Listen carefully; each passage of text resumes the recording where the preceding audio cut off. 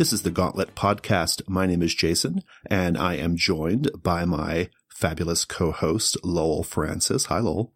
Hello. How are you doing, Jason? I'm doing great. I just want to say, you said fabulous. I saw your picture for the Big Bad Con thing, and that's a pretty fabulous picture. You look really good. That was like take number 100. It's worth it. You look good. Oh, thank you. It actually, if I'm exaggerating. It was I only took a few, and I finally got the good one. But you know what it was? The iPhone 10 has this like portrait mode, this portrait lighting mode. It's amazing. Like it makes your photos look like a professional took it. Like it's really good. Oh yeah, it looks like a dust jacket picture. Yeah. I was using my mom. My mom has an iPhone 10, so I was like, hey, I'm going to do my headshots with that. So awesome. Well, listeners, this is our monthly Gauntlet Hangouts Roundup episode. Normally, Lowell and I are joined by a guest, but this time we are just captain and co-pilot. I'm not sure who is who. And no passenger. This is a terrible analogy. It's a weird metaphor. Yeah, it's a very weird metaphor. Yeah, I don't know where I'm going with it.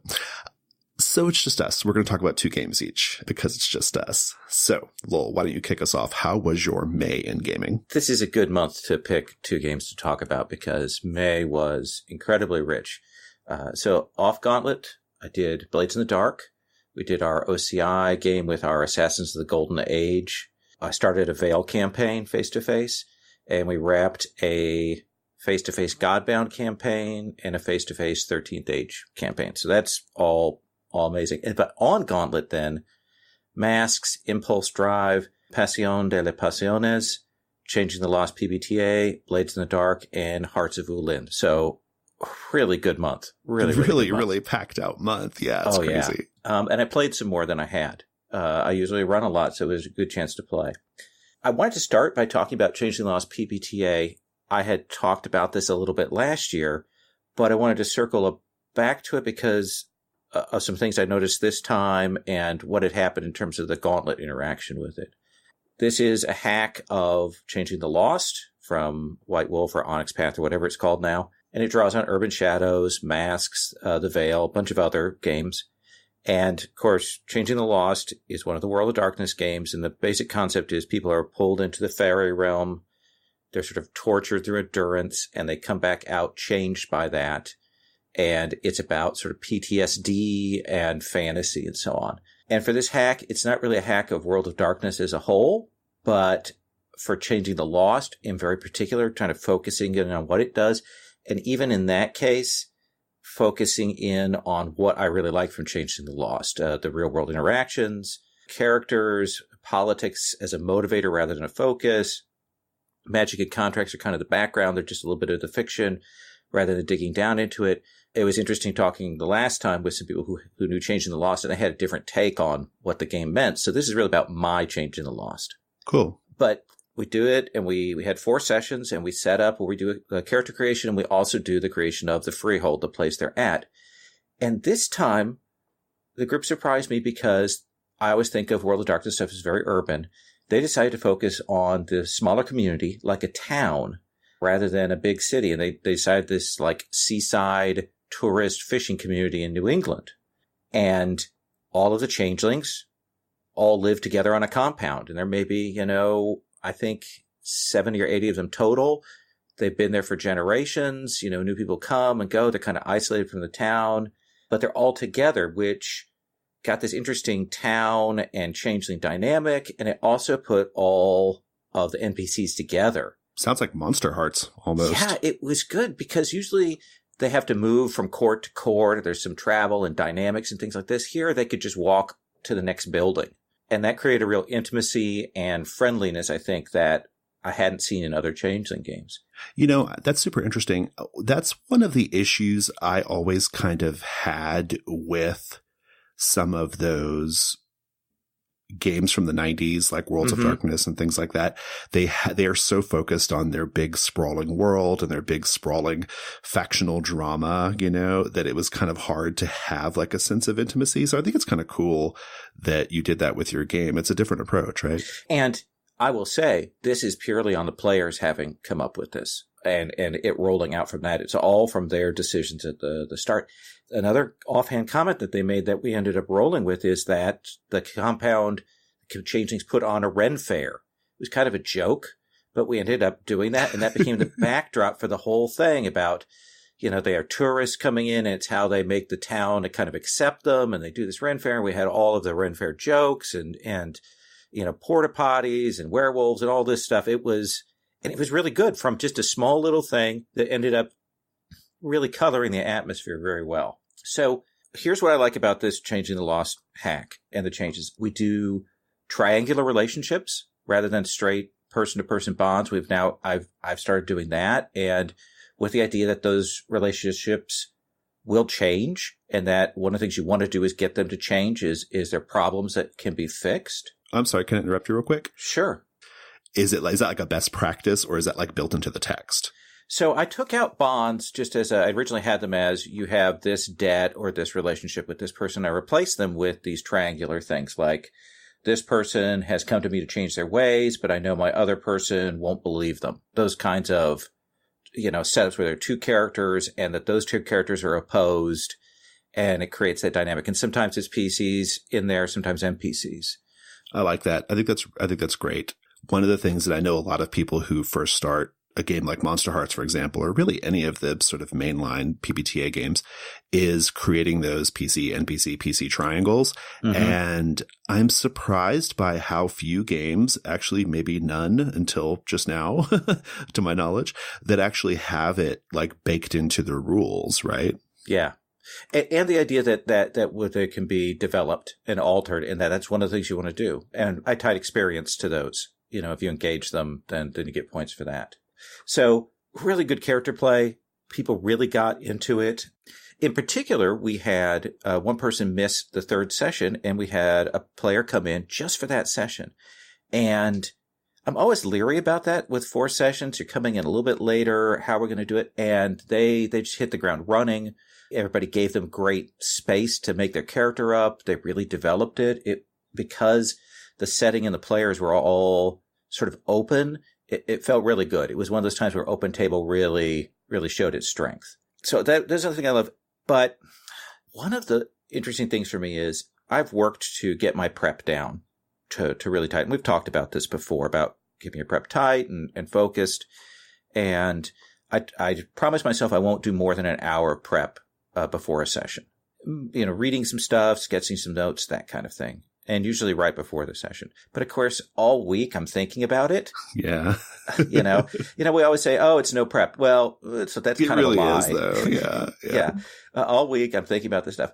I worked really hard to keep a clear mind between sessions and not come up with expectations and not come up with scenes and not come up with details, to really try to go in fresh.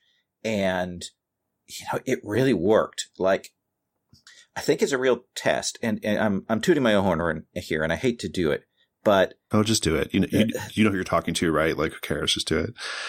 I think one of the best indicators of a solid PbtA game is if you do no prep, if the rules actually do roll you into new things, if they do generate good scenes, if they do generate drama that pushes you forward to play, that they don't kind of give you terminal results and everything rolled out of the players' roles and out of the players' suggestions and out of the players' ideas this time. And it felt really good. It spun out stories in the way that I wanted it to, and in the way that made it as fun for me to play. Like, it was one of those times when as a GM, I feel like I'm a player because we are all doing this collaboratively. That's fantastic. Yeah. I have that feeling that, I think it depends on the game's goals, right? Obviously, I think there's clearly like a question to be asked about, like, does this game have X goal or Y goal? But where the game is about inter-character drama, mm-hmm. the moves should do it, right? Yeah. Like, it should not be on the GM to make that happen. I think Monster Hearts is very good in this way, right? And what you're describing here sounds like Monster Hearts, right? Like, or at least in terms of like that sort of like ratio of like GM prep to player input, that is great. I don't think that's necessarily I wouldn't say that's what makes a good PbtA game necessarily, because I do think some PbtA games like Monster of the Week is probably the most glaring example. Yeah, that's a good point. Require like a lot of like GM, like sort of, not a lot, but like they require a certain amount of, I don't know, more of like a traditional balance of power between GM and players, right? Right. In terms of like pushing the narrative. But no, I totally hear you on that. I think that's a good sign. One of the very cool things about this, now I ran this last year and I had sketched this and put this together, and this whole hack has evolved. I made changes to it after I ran it, and then Tyler took it and ran a few sessions of it. And I thought he did. Yeah. I thought I saw that. Yeah. Yeah. And so then after he did that, he and I and Patrick and Sherry sat down and we went, okay, what's working here? Oh, cool. And we had a great hour and a half talking, and we cut all kinds of things. We trimmed it and worked to make it the game that we wanted. And that was super fun. I had gone pretty literally veil stats, conditions from masks, corruption from urban shadows, and we shaped and reworked those to make it fit. And it's a pleasure to do, and I'm glad we did it. And in that collaborative process in the community, I want to stress for people who are thinking about game designs, get people to play, talk about the game, do it. It's really, really worth it. I'm going to take a minute to plug the gauntlet. If you are designing a game right now and you need a community of like willing, helpful, non-judgmental know-it-all non-know-it-all collaborators, you need like a really good collaborator. And indeed, you need like a place to like get your thing play tested. Jesus effing Christ, why aren't you on our $6 Patreon level? You should have been there yesterday. And just put it up there. Tell people this is what we're doing, and set the stage for what you want to know about, and it really helps. Related to this, I'm guilty about talking about all kinds of hacks over the years. Doing luchadors with Monster of the Week, doing an Alpha Centauri style game using Mutant Year Zero, all of these kinds of things. It's something Sherry and I have been working on, like doing a podcast thing about hacking stuff. And the thing about the gauntlet, and the thing about doing this is by running games and doing this, you can do it. And you should do it, because I see a lot of people, they talk about, oh, I want to do this, or I'm working at this, or I'm twiddling on this. And I see them doing it, talking about it for a year, or they'll put it away and come back to it. Perfect is the enemy of actually getting it done. Unless you actually write the game up and put it there, you've got these wonderful twiddles, and I think that's great, but it's really satisfying if you get it to the table, and I think it will feel stronger. I don't think people should be afraid of that. I have a position of privilege. I have the time and space to do this and put this on there. I know there are a lot of structural factors working against people actually doing the hacks and having the time to go and try them. But I really want to encourage you, if you do have the time, if you can find it, if you're thinking about different settings and things and you're really excited about it, but, I don't know, and you kind of twiddle around, bite the bullet. Just put it out there. Do it. I really think that's important. Put a disclaimer about exactly what you're doing in the description, and people will accept that. So I think that's for me, a great takeaway. And I've been doing it more, and it's been just super pleasure. 100% agree. Just the act of putting the playtests for my game, The Between, on our calendar created like a sense of urgency to where I would get it done, right? Now, I put them up in April and did not have it ready in time, but I got awfully damn close, and I did something different, but I did have them ready for May. And the act of putting them up went a huge way toward like me getting the shit done, and to a point where it could be play tested. I mean, and it doesn't have to be like super done, right? Like you just have to have enough to play test, right? And in a PbtA game, that's just playbooks, right? Like that's basically all you need. Yeah, I've done that both with Changing the Lost and with Hearts of Wulin and some Fate stuff. I've gone, okay, I want to do this. I'm going to put it on the calendar. That's going to make me have to get it done in 2 months. And it's worked. Yeah, it really is. It's a great motivator. And then you have this sort of like all the halo effects that flow from that, right? I mean, which shouldn't be discounted at all, right? Like you have people in our community talking about your game. You have people in the community who maybe want to run your game for you, who want to play test it. Fraser benefits from that a lot, right? You have, it's on our radar, like Lowell and I and other folks who run podcasts and stuff. Like there's a lot of like great reasons. So, oh yeah, you should definitely do it. I think people in our community should take advantage of that. Cool. Is there anything else you want to say about Changeling: The Lost PbtA? No.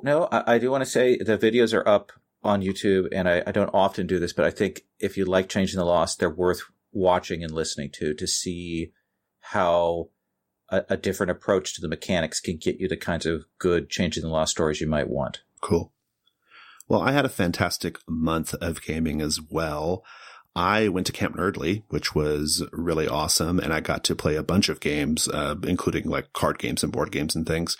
My highlights for Camp Nerdly were probably a session of Dia de los Muertos direct-to-video, which was facilitated by Shane. The Final Girl, A Game of Love, which is the Bachelor-inspired hack of The Final Girl that Lauren wrote for Codex. I got to play the Black Hack into Fever Swamp. Sort of like Fever Swamp is like a little adventure, like point crawl thing, or maybe it's a hex crawl. I'm not sure.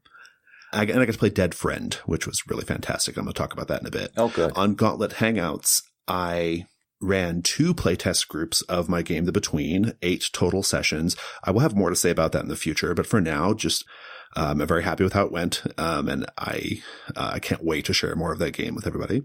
I got to play some more Monster Hearts in the Mercy Falls 83 setting. I did a few sessions of Cthulhu Dark using the Harlem Unbound supplement for Trail of Cthulhu. Yeah, it is. That was top notch. I'm just going to throw that out there. Really top notch. That's the video of mine you should go watch. The one video I put up from Harlem Unbound is so fucking good. And I played Dungeon World, or ran Dungeon World, that is, in an adventure called Kings of Old, which was terrific, and a game called Midnight at the Oasis. I think the first game I want to talk about is, it's a Nerdly game, which is not technically Gauntlet Hangouts, but there were so many Gauntlet people there. I feel like it counts. And there were a lot of Gauntlet people there, like Nerdly. It was high concentration of Gauntleteers, which was awesome. Dead Friend is a 2-player story game by Lucian Khan. In it, one player is playing a summoner, or a person who is trying to summon the ghost of their deceased friend. The other player plays the dead friend, and what they're trying to do ultimately is kill the summoner. And the whole story that you play out in this game is trying to figure out, like, why they got to this point. Why does the summoner want to bring the friend back? Why does the friend want to kill the summoner, right? It's a straight out of the gate. It's like this really interesting dynamic, right? It sets up like a really interesting stakes. Wow. The game is so interesting and so good. The way it works is you have a little pentagram in front of you, in between you, I should say. Between both characters, there's this pentagram that you've printed out, and it's got some little markings and things on it. And then you have a stack of tarot cards, and then each player has a booklet. The booklets are identical. They have like all the same information. But basically what you do is you are playing out 4 parts of a ritual. It is an in-fiction ritual that the summoner is doing, as well as a sort of gamified ritual that is guiding you through the elements of the story. It's very interesting. I'm going to talk a little bit more about I'll talk a little bit more about the ritual aspect in a bit, but essentially what you're doing is you have these 4 different parts of the story. The first part is where you kind of just establish some basics about your character, about the sorcerer and the dead friend, or the summoner and the dead friend. And I should mention that, like, the summoner can just be a normal Joe who acquired the ritual somehow, right? They don't have to be like a magician or whatever, right? So, or a necromancer. So the first part is discovering what the 2 characters are about. You're kind of introducing the 2 characters. The second part, you introduce 4 named important NPCs in their story. And you have scenes where you kind of like introduce those NPCs and show how they affected the ultimate conflict between the 2 characters. The third part is the longest, and it's where we basically see the sort of like full story, the fullness of the story that kind of led to this big conflict between the 2 people. And then the final thing is the very, very cool battle between between the two people, right? Like the summoner who wants to bring the ghost forward and the ghost who wants to kill the summoner. About how long does that take to play out? It took us about 2.5 hours. Oh, about okay. 2.5, 3 hours. That's a solid game. Yeah. Super. It's super doable in an evening. This game is great. It is so, I can't think of the last time I was so immediately impressed by a gaming experience. One of the things that the game does that I think is truly remarkable, really, it is almost entirely friction-free, meaning you don't have to know anything about the game before picking it up. You have to print out the materials and you have to have some tarot cards, but no one has to like learn the rules beforehand because the booklets just walk you step by step through each type of scene and each action that you have to do. And because the game is presented as a ritual, there is a sort of, because it's presented as a ritual, the ritual becomes like your sort of medium for understanding the rules of the game, right? And it's remarkably effective. I did not know anything. Lucian did not explain anything. We sat down, he handed me the booklet, and we made an amazing story. And I should mention I played with Lucian, the author of the game. So that right away is super cool. I just can't think of I can't think of a similar game where that's the case, right? Where one person didn't have to have like known the rules cold beforehand, right? There was no instance where I had to ask Lucian to explain something. There was no instance where Lucian had to teach anything. Like the game just works. And so that is super, super neat. Very easy to recommend, right? As like a quick pickup game for two people for that reason. The tarot card prompts. So there are these tarot cards, right? The tarot cards, basically in every like act and in every step, you're occasionally asked to draw tarot cards and interpret the meaning of the cards on little tables that tell you kind of what the scene has to be about. They're basically like scene prompts, right? Mm-hmm. They are fantastic. I spent some time afterwards going through all of the different prompts, like all the different ways the tarot cards are interpreted during each part of the ritual. And it is so finely tuned. Like, I'm not even kidding. There's not a stinker in the bunch. Like, I was reading through them and I was like, man, I could tell dozens of different stories with this system. And none of them would be alike, right? Because the tarot card, the mix of the cards and the mix of prompts, are so different, but also at the same time, they are really like, they seem really carefully chosen to give like a certain thematic experience. And because you have the structure of the ritual and the structure, which is the structure of the game, you kind of ultimately always get to the same outcome, like in term big picture wise, like big picture outcome. There's always going to be a summoning. There's always going to be a conflict at the end, right? But within that space, the tarot card prompts create a huge amount of like, or I should say within that structure, they create a huge amount of space to like play, you know, and to like really tell a cool story and a different story. And indeed, Lucian was explaining to me that, you know, he's obviously run it a bunch, and he told me, he was like, this game was amazing and it was unlike anything I've done before. Right. And I'm like, that's awesome. Yeah. Like, that's really cool. So yeah, that was pretty neat. That was something that I thought was really nice about the game. It reminded me of like the best games from the Forge era is what it reminded me of. Like it felt like My Life with Master, which is a game that has the same beginning and the same ending, but in the middle, there's a whole lot of like space, right? It had that kind of feeling, right? Like there's a definite sort of outcome and you're going to have a great experience, but within that experience, it's going to be like really different and wild. And I guess the last thing that I really loved is the last part of the game where you have the battle between the summoner and the ghost, between the magician and his dead friend, right? It's incredible. It is so freaking good, lol. Oh my God. So you each have a hand of tarot cards and you have a table that tells you what they each mean. But and basically it's like a battle where you play the card and you describe what your move is. But here's the thing. Each of the tarot cards is both a literal physical combat action and a sort of emotional or psychic attack, right? Oh, wow. And you choose how to play it, right? So at one point, his ghost just like grabbed my guy by the throat, right? But then what I did was I played a tarot card that allowed me to like reveal like like a secret, right? Like a really like, like a jarring secret, right? And so my counterattack wasn't a physical attack. It was like this revelation, right? And that had an effect. It's fucking neat. Like the back and forth and the way it plays out is like Italian chef kiss A+. Like it is so freaking good. Yeah. So those are just some things, like those are some highlights from the game. It was great.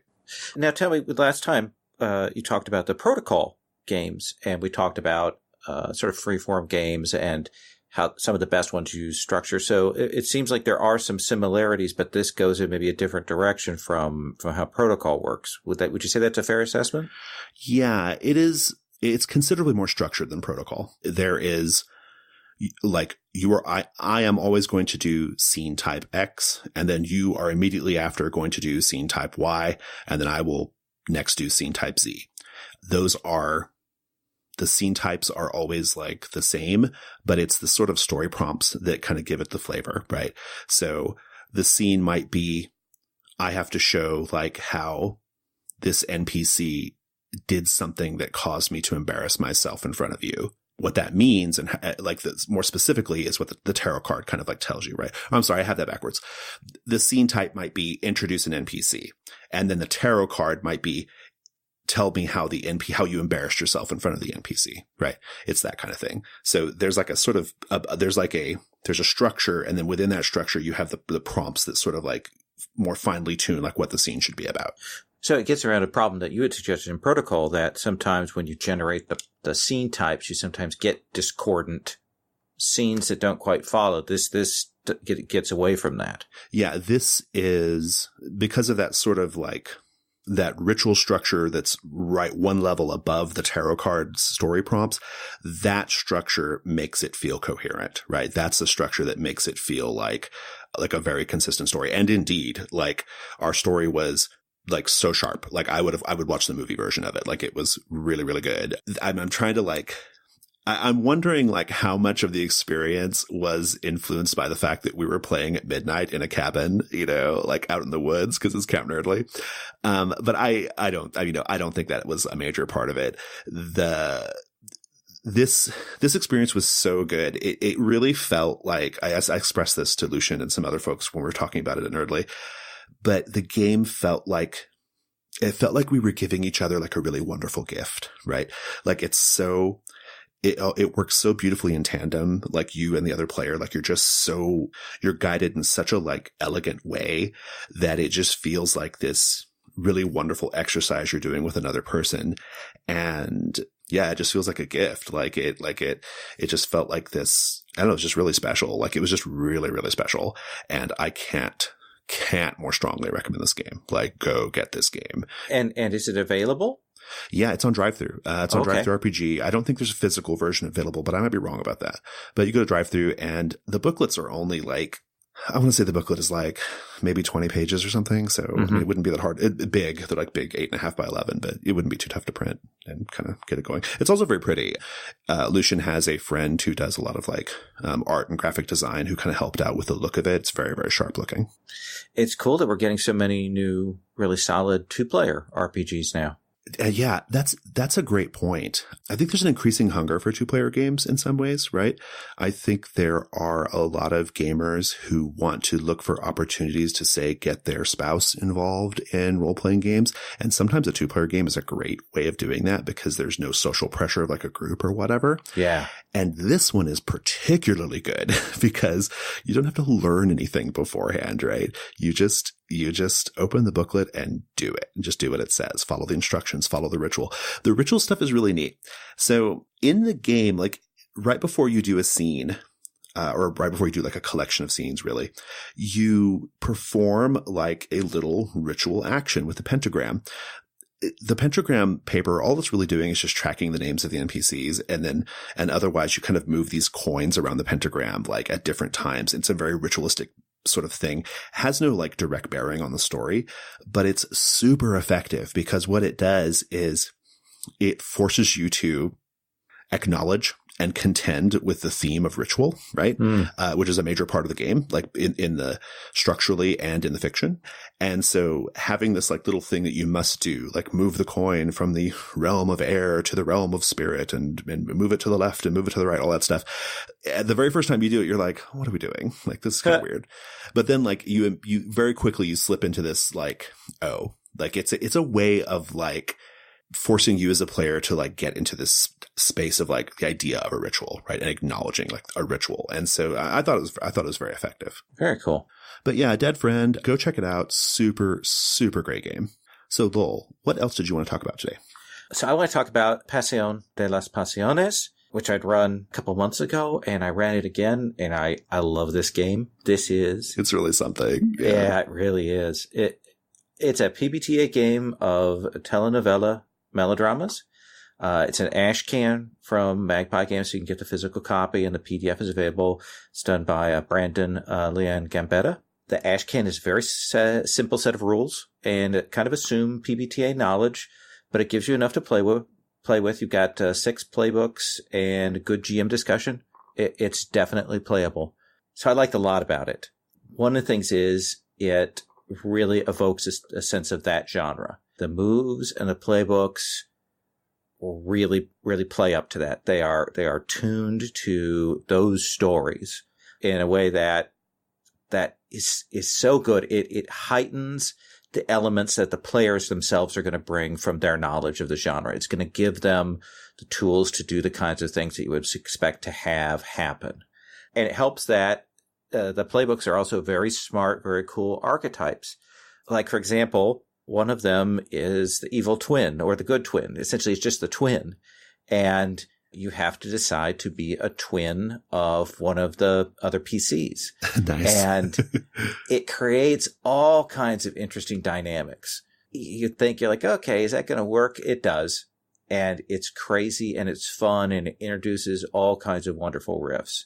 And there are a lot, all the other 5 other playbooks are also equally good. The game uses, rather than having stats for your characters, instead, every playbook has a unique question, and then each move has 2 questions to it. So, for example, we've got the move, Demand What You Deserve, and you ask yourself 2 questions. Are you offering something of value in return? And do they love you in this moment? So for each of those yeses, then you get +1 to your roll. And then, as an example of a playbook move, or playbook question, we have the El Caballero, the gentleman. His question whenever he does a move is, are you handling things head on and without guile? And if he answers yes, he gets another +1. So we're going anywhere from 0 to +3. There are some damage things that can offset that or get it lower, but generally that's what you're looking at. And those questions shape behavior. Yeah. They reward certain kinds of behavior. And when you're not doing that, you're kind of putting yourself in a disadvantageous position, but sometimes you push through. And those are the times that it's more risky for you. And I love what that does. There's another move called Process Your Feelings Out Loud. And this is the move where you're standing by yourself, looking out the window into the rain, talking about all the things that are going on, and essentially you're kind of addressing the audience. And you don't have any questions with this. Instead, you poll the other players because they're the audience, and you get a +1 for everyone who's actually rooting for you at that moment. Right. Yeah. And if you succeed, then good things happen. Like the audience will tell you how to get what you want, or they'll reveal a detail about something. And when I first saw it, I'm going to admit, I was like, ugh. But it works in play, works at the table. It's good. Yeah. I played a really, really early playtest version, and that was even then my favorite part of the game. Yeah. I think it's a great idea. It fits with the genre, and it does something completely different than any other PbtA game. Another thing that supports the genre and mechanically supports the play is this, and even the theme a little bit, is all of your XP triggers that are on your playbooks are based on what the audience thinks. And in fact, makes reference to the audience. For example, we've got the El Jefe. This is the boss, the chief, the bad guy. And they get to mark experience, quote, Mark experience when the abuela gasps in horror at your actions. Yeah, so, yeah. And there's another one where you get a point when a teenage girl in the audience falls in love with your character and those kinds of things. Yeah. Or when the mother says pobrecita. They're great little details. They give the player something to lean into and a really good hook at the start.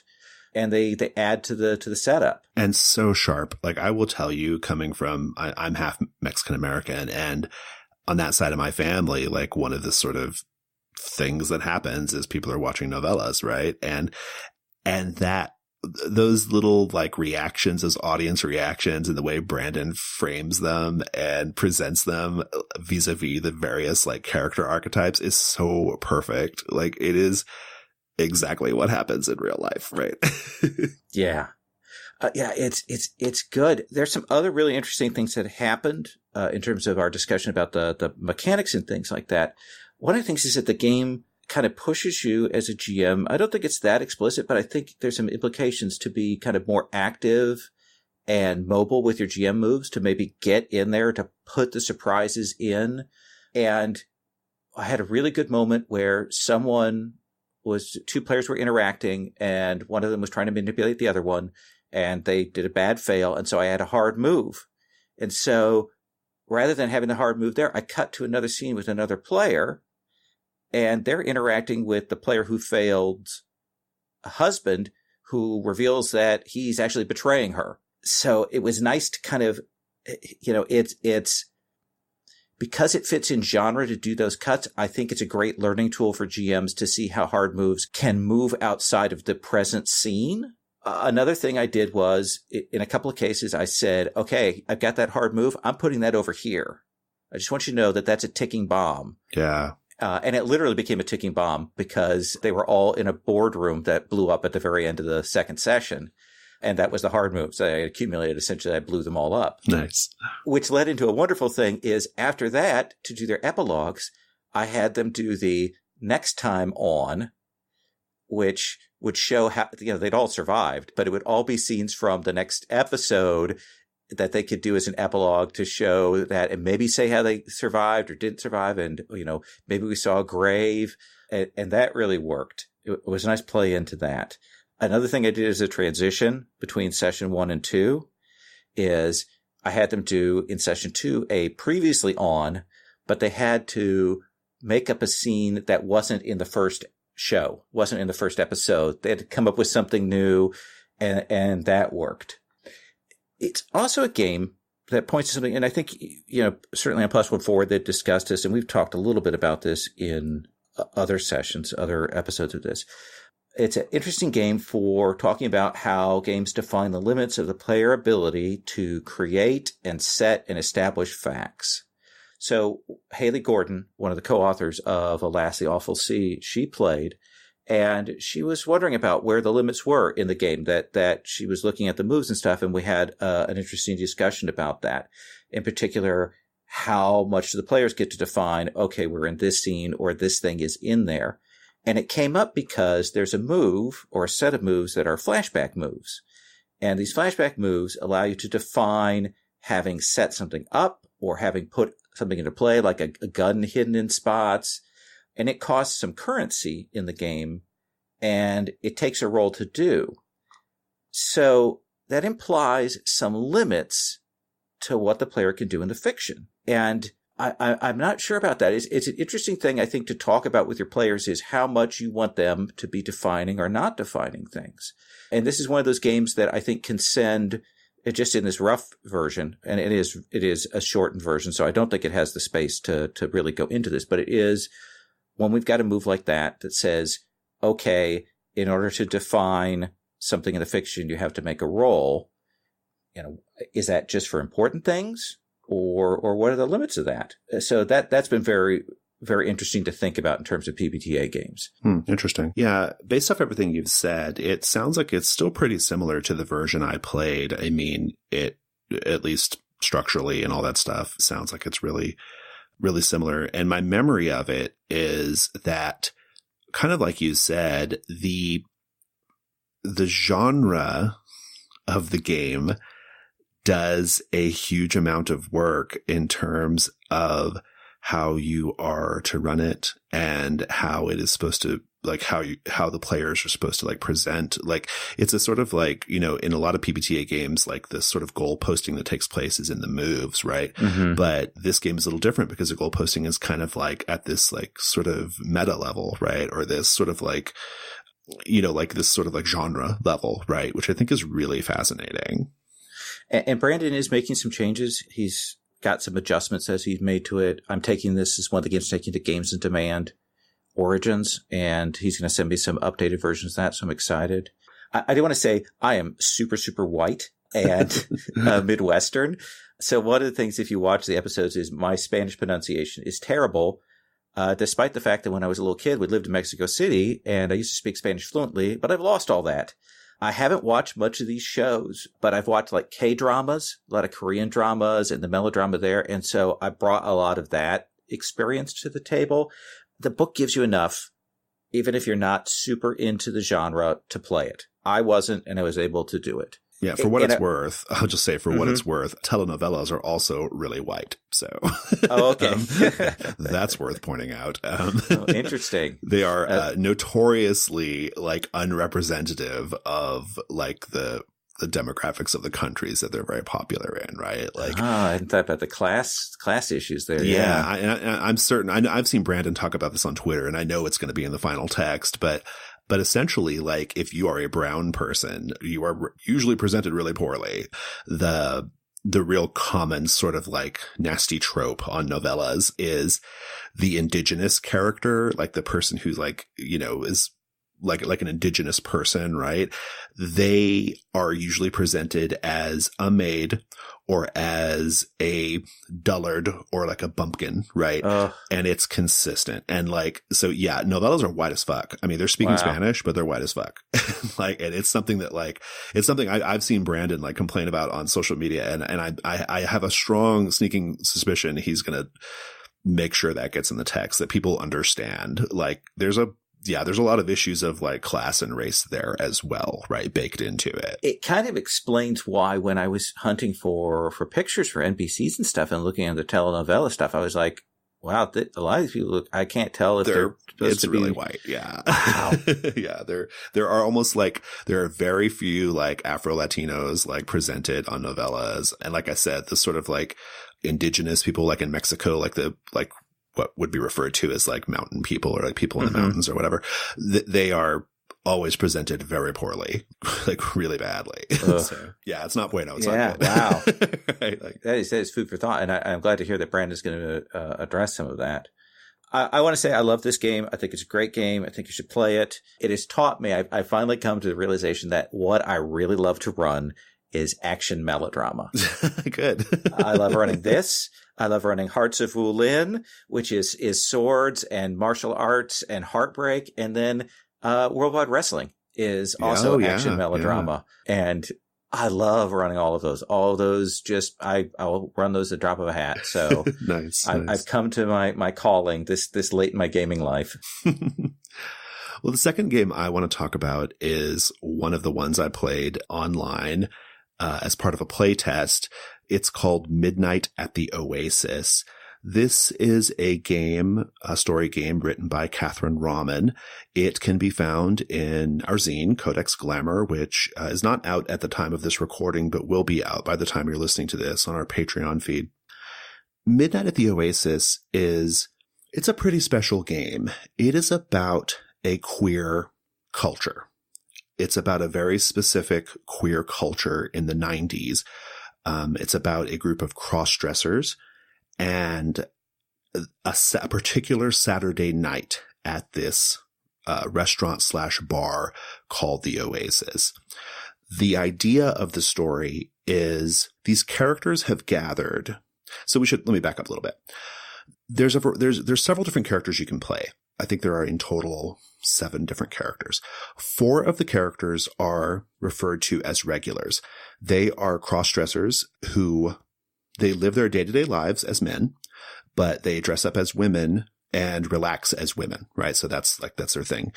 They are not at the time of this story, they are not transitioning, and they don't have any plans to transition. They are several of them, of these 4 regular characters, and they're all defined, named characters with personalities and stuff. Several of these characters are kind of like really new, and they're still like, they're very much like, kind of figuring everything out. 2 of them are a little bit more like, are like a little bit more like seasoned and kind of mentor-like, right? But in any case, they live their day-to-day lives as men. They go to the Oasis on Saturday nights dressed as women to relax. Okay. So those are 4 of the characters. You can play Grace, who is the owner of the bar. And she's kind of like a support character. She doesn't function with the same rules as the other characters. But if you play Grace, you also play another character who's central to the story named Dallas. I'll get to Dallas in a minute. And the other character that you can play, apart from the regulars in Dallas and Grace, is, I think his name is Grant, I believe.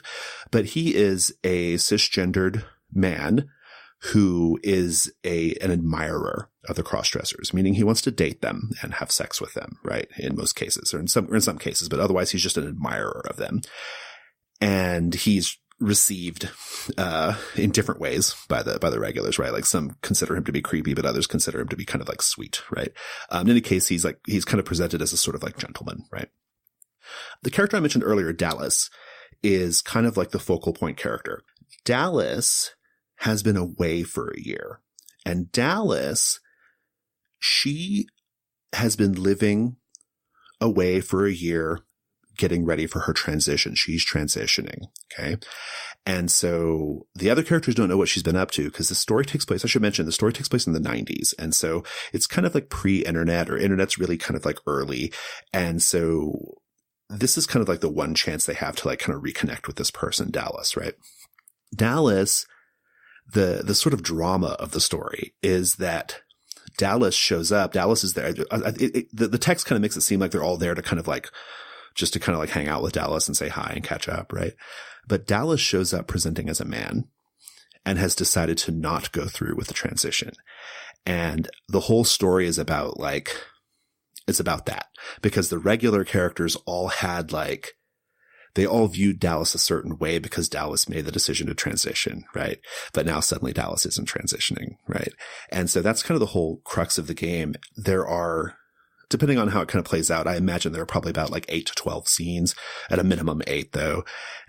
You have a few scenes with all the characters who are not Dallas, and then Dallas arrives, and then you kind of like have a few more scenes where Dallas is in the picture, and you're kind of working that out. And then at the end, they just kind of, once Dallas leaves the bar, that ends the game, right? And then they kind of go off into the night. That's the way the story goes. That's how the structure of it goes. It's kind of a scene framing thing. The way the play, they're like real specific play.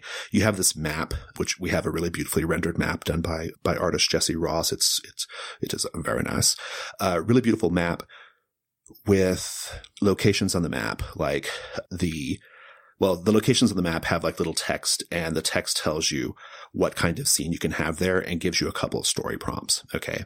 So for example, if you go to the bathroom, you can have a monologue, because what you're doing is you're kind of like looking in the mirror and monologuing to yourself. So you're going to like fix your lipstick or whatever, and you're having a monologue, right? Or you can go to this basement level, which is where a lot of the crossdressers they'd have to change there, because they wouldn't want to travel to the bar dressed as women. So they would bring all their stuff, go to the basement and change there. And so if you go to the basement, you have to have a scene where you kind of face like that aspect of it, right? Like, but it's more like, what can't you hide about yourself? That kind of thing. I can't remember what the other prompt is. There's like 2 prompts for each place, but it's something like that. Like, what can't you hide? Like, what do you want people to see? That kind of thing. There's the bar where you can have kind of a bigger group scene. There is the front entrance where you have a flashback and you can only have a flashback. There is there's like a little table. There's a dance floor, different types of scenes, different types of story prompts. You move from location to location. It has this really interesting dynamic where you have to decide whether to move before your scene or after your scene. And so if you move, depending on when you move, you might not be able to like have a scene with the character you want to have, or you might have to have a scene with a character and another that you want to have a scene with, but another character that you don't want to have a scene with, right? And so it's meant to replicate like when you're in like a bar and kind of like a, you know, like when you're kind of playing little social games, you know, at a bar, you sometimes have to, you know, move away, or you have to kind of like scope things out and kind of move tactically, right? To like, you know, to have conversations and stuff. So that's kind of how it all plays out. We did a play test of it. It worked great. The game is really, really good. It's more than good. It's really special. You know, this little slice of life that Kat has captured, when you're playing the game, it feels like you're watching a really good small indie film or something, right? It's got that kind of feel to it, you know. But more importantly, it really captures like this, you know, Kat is known to be really into like really specific incidents in history, right? Her bigger game she's designing right now, and she's been playtesting on Gauntlet, is called Red Carnations on a Black Grave. And that's about a very specific like 3-month period in Paris's history when the communards were in charge of things, right? And the sort of ruinous, you know, disaster that was for them. I know she's very fond of games like Monster Year 1244. I've played that with her and things like that. Witch, The Road to Lindisfarne. She loves that, like using story games to like to explore history, right? And this game is exactly that, except it's this very little known, lost to time kind of like moment in like queer history, right? Like these sorts of bars don't really exist anymore, right? Yeah. Or at least not in this way, you know. The closet, and to be perfectly clear, this bar was a type of closet, right? Like that doesn't really exist anymore, because now, you know, like young trans kids or whatever, they have a whole internet ready to be supportive of them, right? And so the game is really special because I don't think we get many opportunities in life to feel empathy for a subculture like this, for a very narrow period in history like this really, it's a real like small sliver in time, because before this, basically the cross-dressers and the trans folks would have been hanging out with like the gay men and women at the bars, right? They didn't necessarily have spaces of their own, right? And then after this, we had the internet, right? So like this little bars like this, you know, served a specific purpose. And of course, Kat is just kind of relaying some of her own experiences, right? And so in that sense, the game is really, really special. Yeah, I've been talking a while. Sorry. No. It's really interesting to me because in the late 90s, I worked with a guy who, you know, that this was his outlet, was going and doing these cross-dressing shows, and he invested so much time with it. And he was gay, but his partner didn't understand it. And so this whole, how do I put this whole process and this thing that he was really interested in actually kind of created friction between them. And here we're in a town of 100,000 in a conservative state, you know, in the late 90s, a heavily Catholic dominated city. And it was really hard to find those spaces for them. I imagine. I mean, I think it should be really clear here. Like these, one of the things that Kat does with this game is she kind of like establishes like certain truths about the characters who are defined as regulars, those 4 characters who are regulars. And some of the truths they share really like add a really interesting dimension to the story, and also help clarify like where this particular group of people fit like on the sort of LGBTQ spectrum, right? Which is all of them are heterosexual, right? They are heterosexual men, right? Who cross-dress as women, right? They otherwise live heterosexual lives outside of the bar, right? And that's a pretty common experience, right? These are not like gay men who are performing in drag, right? Like they're not drag queens, right? It's a different, these characters in this moment are in a really particular socially challenging situation, right? And I've known this character, right? Like I know this person. One of the characters is even in their 50s and is politically and socially conservative. I know that person, like that exact person in Texas. I have a friend just like that. Like they identify as trans now, but for most of their life, they just believed they were a straight man who felt comfortable in women's clothing. Very politically conservative, like holy roller, Jesus freak conservative, right? And that's a strange dynamic, but it's a real dynamic that exists. And I love that like Kat acknowledges that in this game, acknowledges those sort of like those complexities of these characters, which is really great. You know, one of the things I want to throw out here is I think this game presents obvious challenges, right? Like I can totally imagine, like, I imagine 95% of our listenership and most of our Codex readership would probably look at this game and say, I think this is a great idea, but I don't think I can do this game or this story justice. I probably would be a total disservice to it, so I'm not going to actually play it. I'm going to strongly recommend you give it a shot, because Kat has done a lot of work to minimize those friction points, right? Those sort of like, there's a really fantastic glossary of terms that is easy to digest and very highly functional. And importantly, the way the story is set up is it's really set up as a story, like a very human story, right? Like, yes, they're cross-dressers. Yes, they're in a very particular queer subculture that even I was not super familiar with, right? And I am a queer man. And yet, like, at the end of the day, it's a very, very human story about finding a place where you belong, right? And how even that place where you belong can be stifling, right? And restrictive. Like it's both like liberating and stifling. And I know what that's like, right? I mean, I am a cisgendered gay man. I totally understand like what that is like in practice, right? Just like, you know, I was playing with 5 cisgendered men, including myself, at least 2 of whom, I believe 3 of whom were straight. And the game was great. Like they had they all admitted to like having some nervousness about not doing the story justice, but in the beginning, but they were like, no, it's the way you set the characters up, the way the scenes are structured, and this sort of like central theme of the story. They all got into it really easily. So I just want to strongly recommend people give it a shot, because it's a delight. It feels special. Oh, that is awesome. So that's in Codex Glamour, which is available in our $4 Patreon feed right now. Let's go see what's on the calendar. Okay, let's take a look at the June calendar, highlight a couple of things that are looking pretty good. Lowell, what'd you pick? So I chose this because right now, just last week, Battlefield 5, they put out the cover for it, and this is the first of these World War II shooter games that is going to have playable women characters.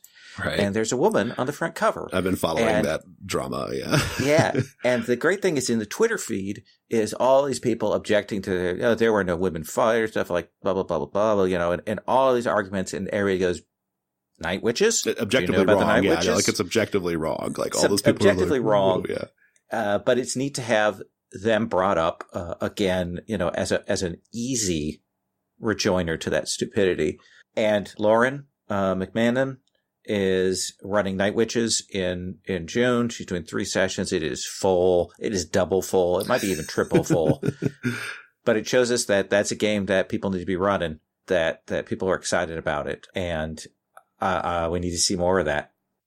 I have chosen a series of Monster of the Week called Agents of Faust, which is being run by our own Paul Edson. I say our own Paul Edson because listeners, Paul is the editor of this show. So he is the magic behind Yes, Mike. he is. But I love Monster of the Week always. And I am really excited to see Paul running games on the calendar. Paul's an integral member of the community, but we don't often see him running games. And so that's really awesome. I think that'll be great for folks to get to know him in that way. And I think he's also going to be running some of the mysteries from a secret Monster of the Week project that I'm not supposed to be talking about right now, but that we're involved in. That's right. So yeah, that's what I've been led to believe though. So we'll see. But anyway, super exciting. Let's go to Giving Me Life.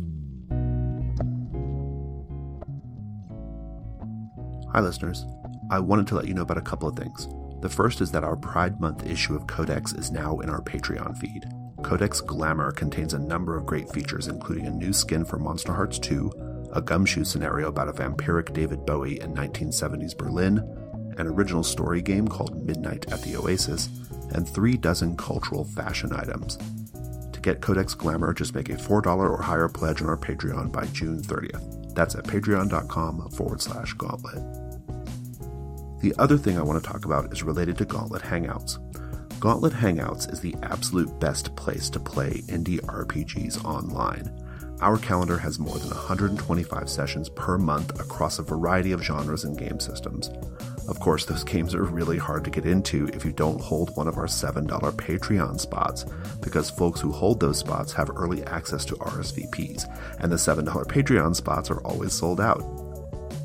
Well, I'm very excited to let you know that we will be making more of the $7 spots available on July 1st. On that day, we will open up 75 more spots, and believe me, they're going to go fast. To find out exactly when they drop that day, be sure to follow us on Twitter at GauntletRPG. Thanks.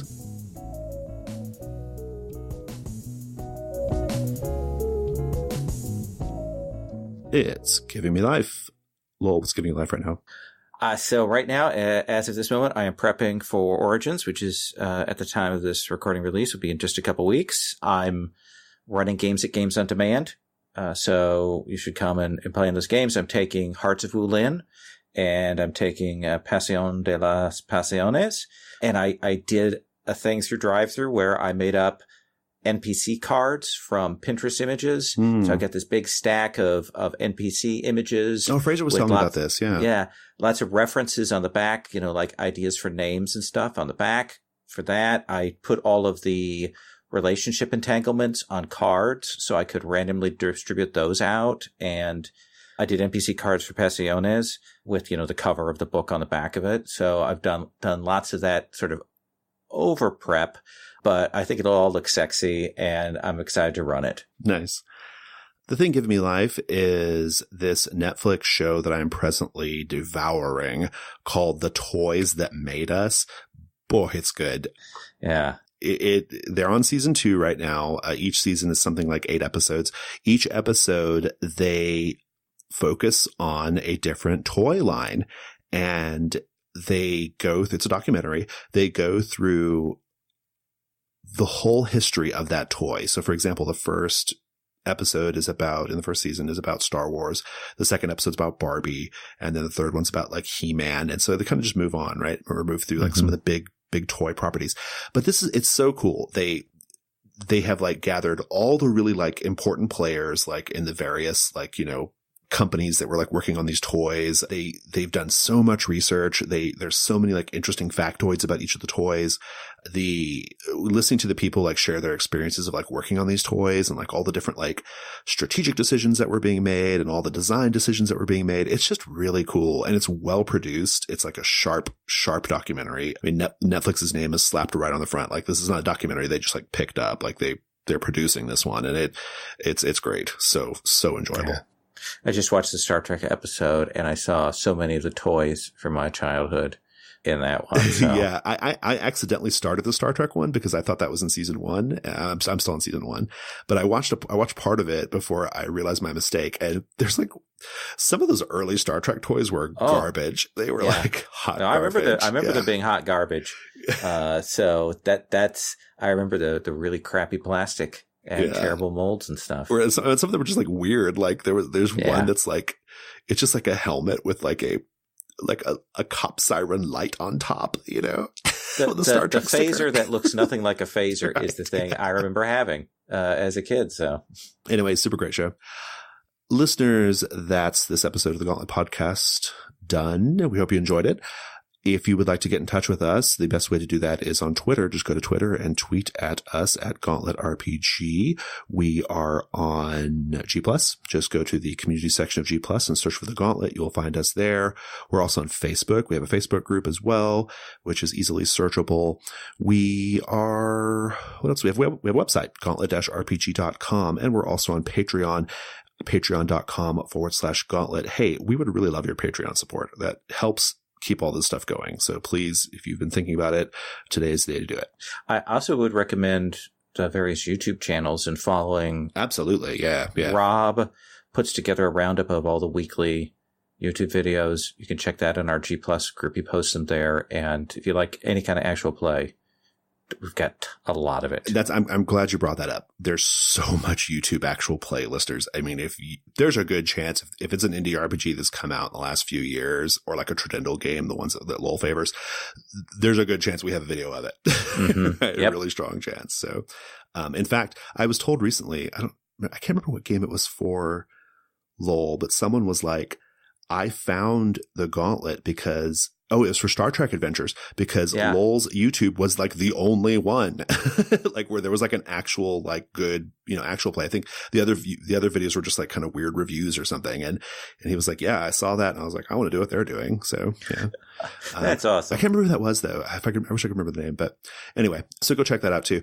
Lowell, thanks so much. Oh, thank you. Thanks listeners. Take care.